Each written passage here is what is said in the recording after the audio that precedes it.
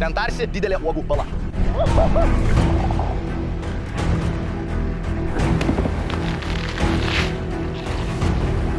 Čia bus tik kelias dievas. Čia bus namai. O ne!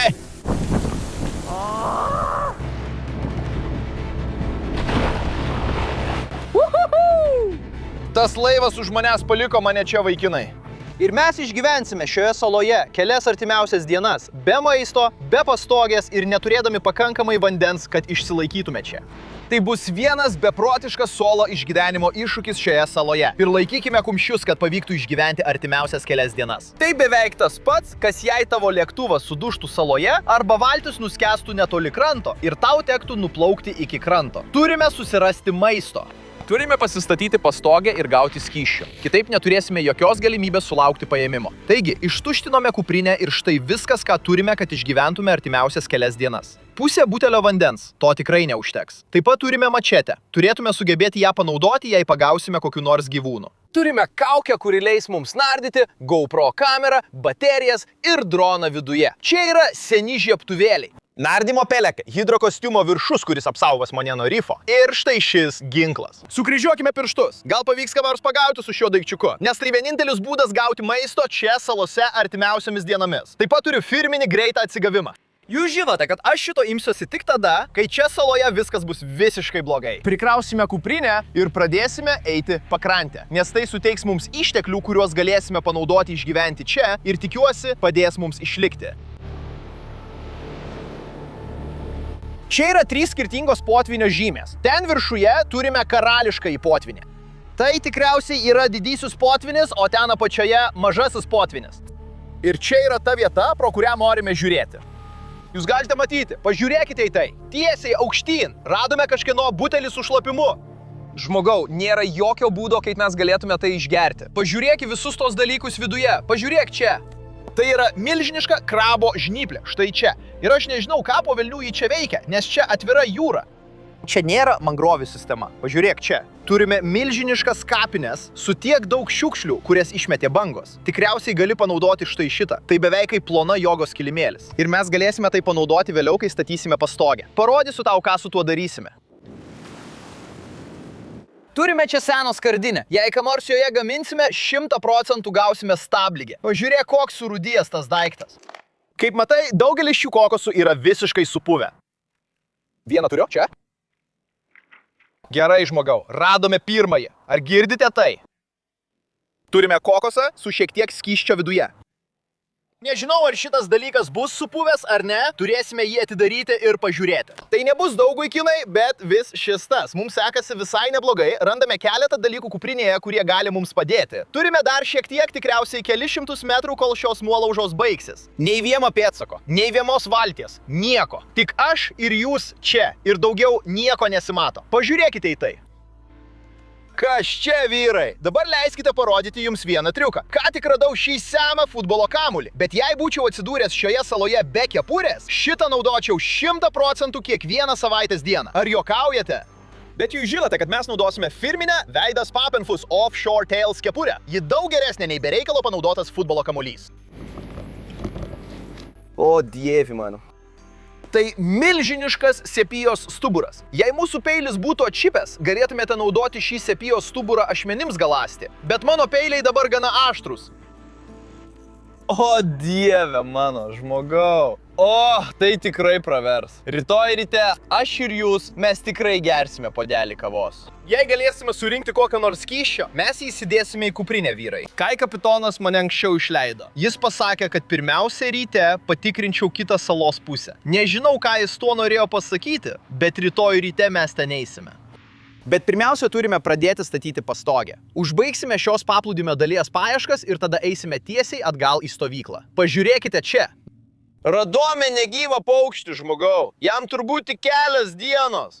Tai vienas iš tų paukščių, vyrai, kuriuos matote krentančius iš dangaus tiesiai į vandenyną ir gaudančius žuvis. Tai tikrai didelis paukštis. Šitas dalykas smirda, žmogau.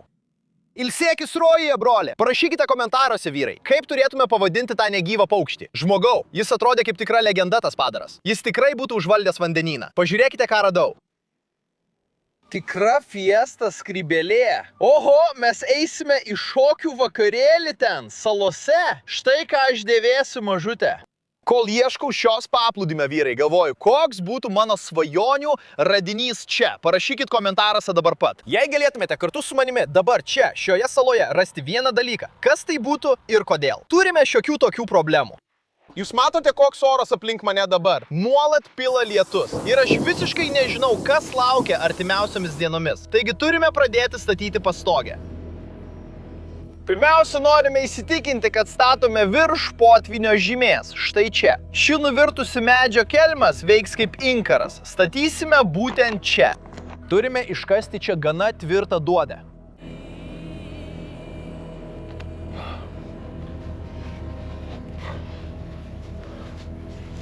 Tai bus mūsų pastogės skersinis. Dabar tiesiog turime įsitikinti, kad viskas labai tvirtai suspausta, vyrai, bet jis įstrigęs po tuo.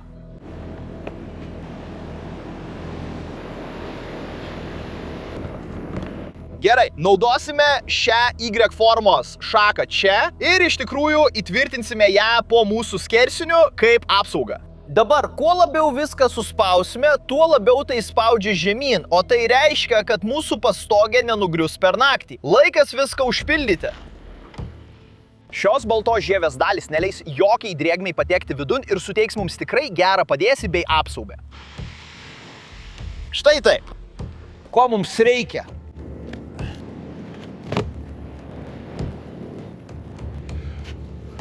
Pažiūrėkit tuos debesis. Tai nėra gerai. Dabar mūsų planas užtaisyti kuo daugiau skylių mūsų pastogėje. Naudosime tą medį.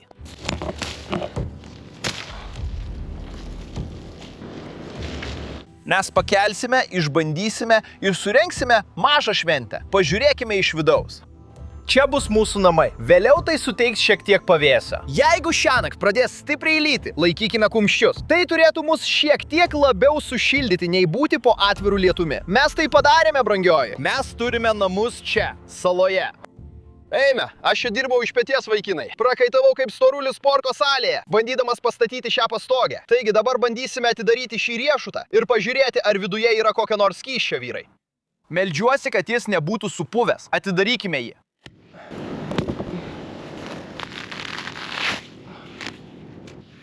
Situacija netrodo gera. Galvojau, kad šiame kokose bus šiek tiek skysčio, vyrai.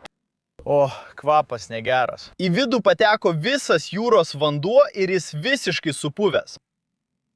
Esu labai nusivylęs, kad tas kokosas buvo supuvęs. Nenorėjau taip greitai pradėti naudoti mūsų vandens, bet pažiūrėkite, kiek jau išgėriau, vyrai.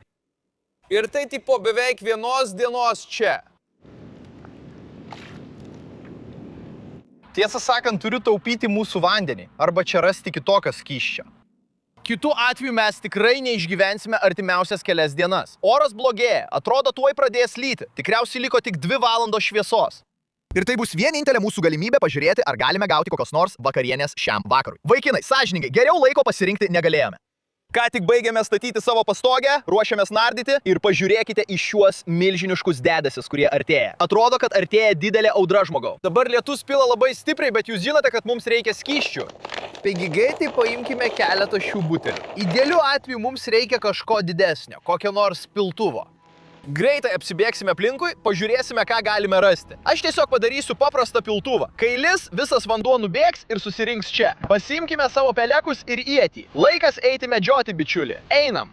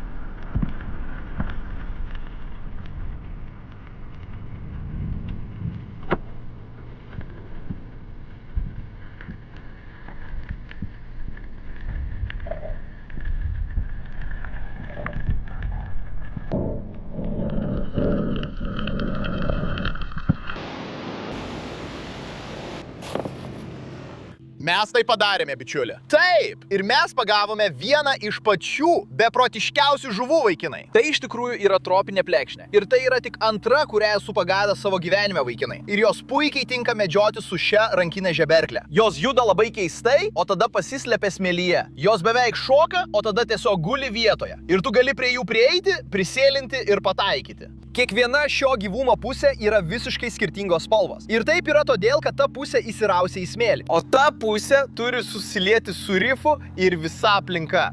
Ir todėl jis vadinamas tropiniu plekšnė, nes matote, kad jis turi visas šias nuostabes mėlynas dėmes. Jis turi dvi akis vienoje galvos pusėje, o kai jie jauni, akis iš tikrųjų būna kitoje pusėje. Augant, akis pamažu persikelia per galvą į abi pusės. Turime maisto pirmajai dienai. Kitas dalykas – bandyti užkurti ugnį, nes čia dabar šlapia. Manau, turime šiek tiek vandens, bet žmogau, nežinau, ar mums pavyks užkurti ugnį. Gali būti, kad valgysime sašimi. Man reikia šiek tiek skysčio, vyrai. Matėte, kad anksčiau šiek tiek lijo. Vau. O, šiek tiek skysčio. Šiandien buvo varginanti diena. Statėme pastogę, medžiojame ir visa kita. Mums reikia ugnies ir daugiau skysčio, vyrai. Kitaip ilgai neištempsime. Tikriausiai to mums užteks iki rytojaus ryto. O tada, vos tik išaušus rytui, noriu eiti ieškoti palei pakrantę ir pažiūrėti, ar rasime išmestų butelių, gal kokių nors kokosų, visko, kas tik padėtų mums išgyventi. Dabar turime problemą. Visą popietę lijo ir aš nežinau, ar mums pavyks užkurti laužą. Štai šitie dalykai.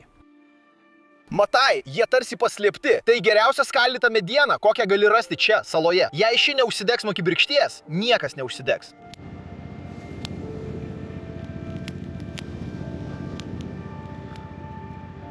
Ji neužsidega. Vos tik pradeda įsidegti, iškart užgesta. Niekaip nepavyksta. Per šlapę, po velnių. Tikrai norėjau užkurti laužą, kad išsikepčiau tą žuvį, žmogau. O, tikriausiai šiąnakt sušalsime, nes nepavyksta užkurti laužo. Čia viskas tiesiog permirkė nuo drėgmės. Būtų gera diena, jei būčiau antis, bet mes negalėsime išsikepti savo žuvies. Atrodo, teks valgyti ją visai primityviai, žmogau. Tokia žalia, kokia tik gali būti. Tai nėra tinkamas peilis šiam darbui, vaikinai. Didelė sena mačetė, bet jie atliks darbą. Tiesiog paimsiu savo peilį ir bandysiu nupjauti kelis gražius sašimo gabalėlius šiek tiek žalios mėsos. O dieve mano, mėsa tokia balta ir minkšta, vaikinai. Tai yra pati šviežiausia mėsa. Sašimis. Balta. Paragaukime jos. Pažiūrėkime, kaip jis lysta.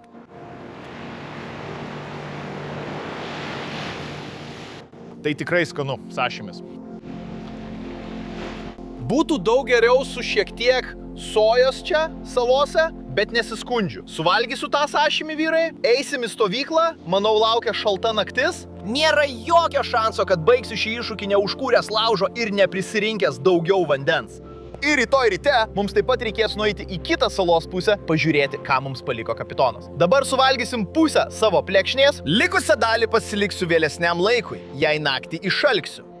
Gerai, vaikinai, ruošiuosi artėjančiai nakčiai. Tiesiog sėdžiu čia paplūdimyje ir skiriu akimirką būti dėkingas už viską.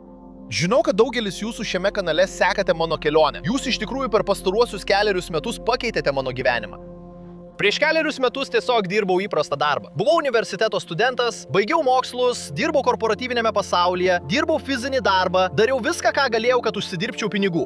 Ir štai aš sėdžiu šioje saloje, gyvendamas savo svajonę, vesdamas jūs kartu į šias nuotykių keliones. Jūs iš tikrųjų pakeitėte mano gyvenimą. Esu be galo dėkingas jums visiems. Nuoširdžiai, jei yra kas nors, kas turi svajonę, bet bijo jo siekti, tiesiog imkitės to žmogau. Nes rimtai, tavo gyvenimas gali pasikeisti. Pažiūrėkite tai dabar. Visa tai dėl jūsų. Aš jūs labai myliu ir labai dėkoju už jūsų palaikymą. Jei nenustosite manęs palaikyti, pažadu jums, aš niekada nenustosiu kurti vaizdo įrašų. Nenoriu čia verkti vienas šioje saloje, bet aš jūs myliu labiau už viską. Kadangi čia, šioje saloje, beveik visiškai tamsu, jei šią naktį nutiks kas nors beprotiško, būtinai jums apie tai pranešiu. Tikiuosi, kad nepradės smarkiai lyti, dabar čia gana šilta, turiu šiuos jogos kilimėlius ir turime savo pastogę, bet kas žino, kas gali nutikti. Čia yra gyvačių. Čia ateina laukinių gyvūnų, vėžlių ir dar daugybė kitų padarų. Taigi, pasimatysime arba naktį, arba rytoj anksti ryte.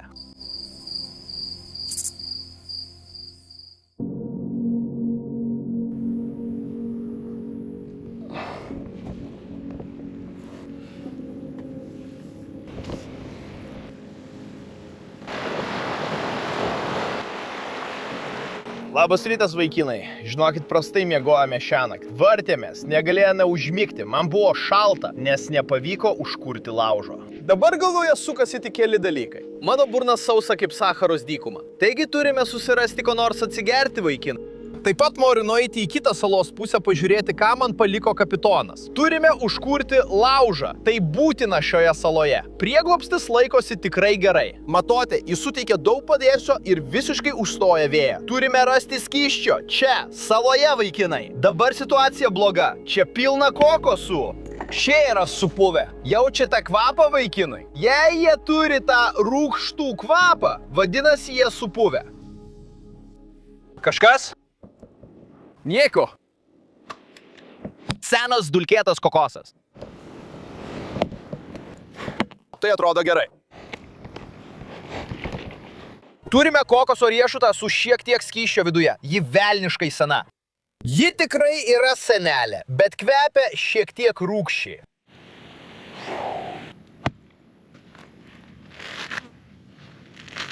Nenoriu švaistyti daugiau energijos lūpdama šį kokosą, nes aš velniškai prakaituoju. Tiesiog jį pramušiu. Turime savo puodelį, kurį radome vakar, vaikinai.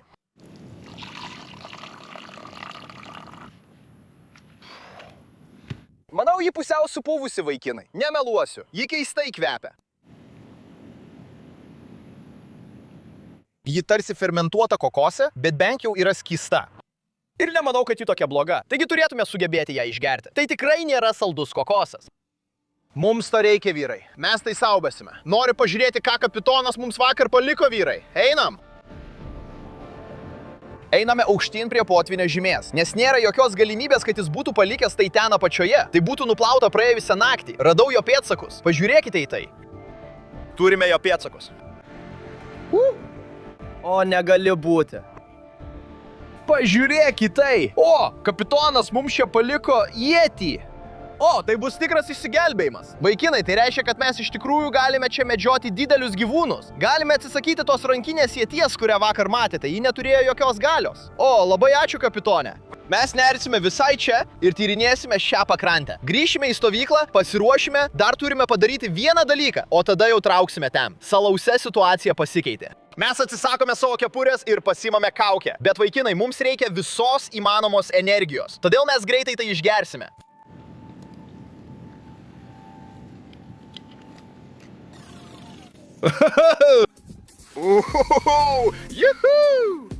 Mes gavome energijos užtaisą mažute ir mes jau veikiame. Aš užsidegiau. Mes esame ten, krištolo mėlynumo vandenyje. Mes griebėme harpūną. Maksimalus energijos perteklius.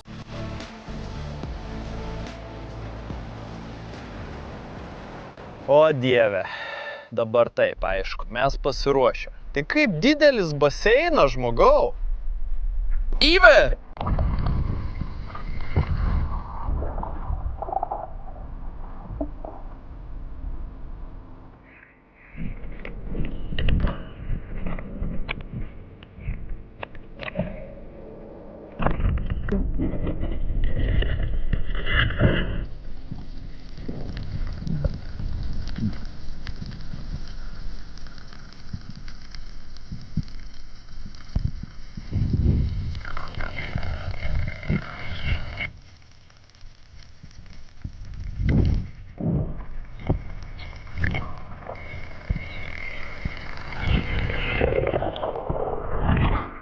Turime vandens pistoletą, mažutę. Pažiūrėk, kaip jis eina priektų. O pažiūrėk į tą daiktą. Atsikratyk tuo.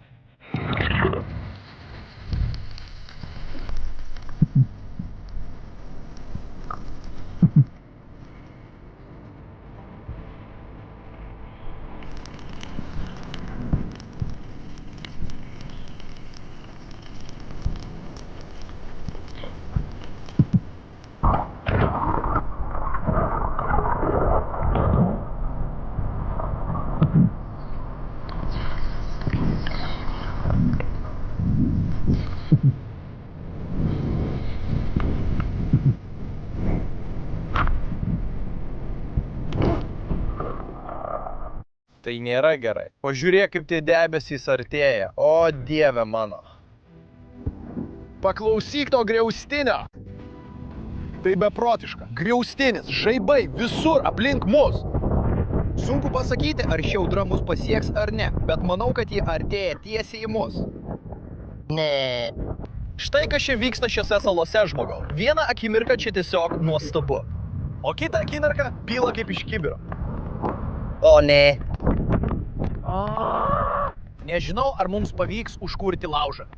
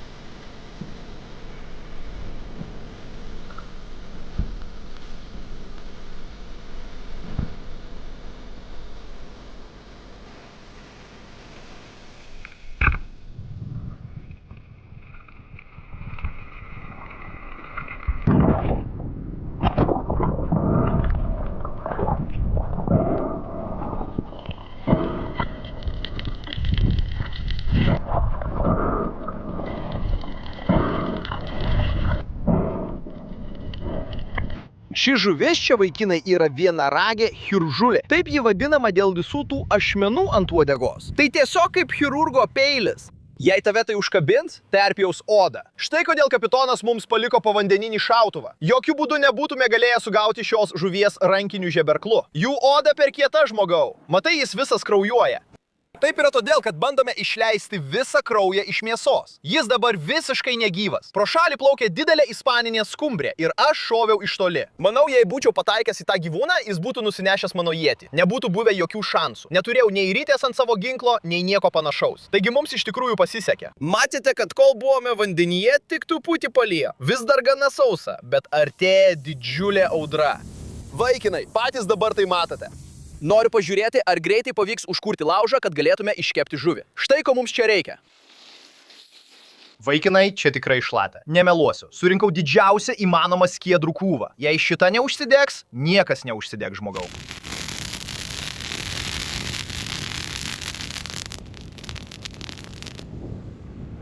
Vaikinai, nepatikėtumėt. Užkūrėm ugnį, po kelių dienų be ugnies, be šilumos. Padarėm, valio. Taip, čia turėsim žuvies. Pasimkim peilį, eikim susirasti lazdą, kurią galėsim panaudoti kepimui ant ugnies. Šita atrodo visai gera. Mes visada paaštrinam jos galą.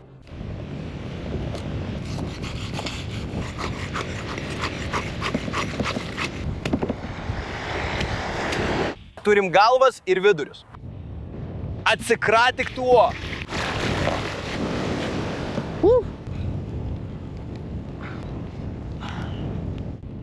Turim šiltą maistą ant laužo. Einam. Visi, padėkite tai. Komentaruose verda. Nėra nieko geriau nei šiltai rusinanti ugnis ir ant jos verdantis maistas. Jūs matėte pastarąsias kelias dienas. Aš čia, šitoje saloje, vos nenušalau. Galvojau, kad per visą šį iššūkį valgysiu tik žalią žuvį. Ir pagalvojau, ne, taip negali būti. Turime užkurti ugnį. Mes nenuleidome rankų ir mums pavyko. Pažiūrėkite, kaip tas mėsos gabalas kepa. Nuimsime ją nuo ugnies. Nuskinsime odą ir pažiūrėsime, kokia mėsa po ją. Pažiūrėkite į tuos mėsos gabalus ten. Gerai, nuleiskime ją.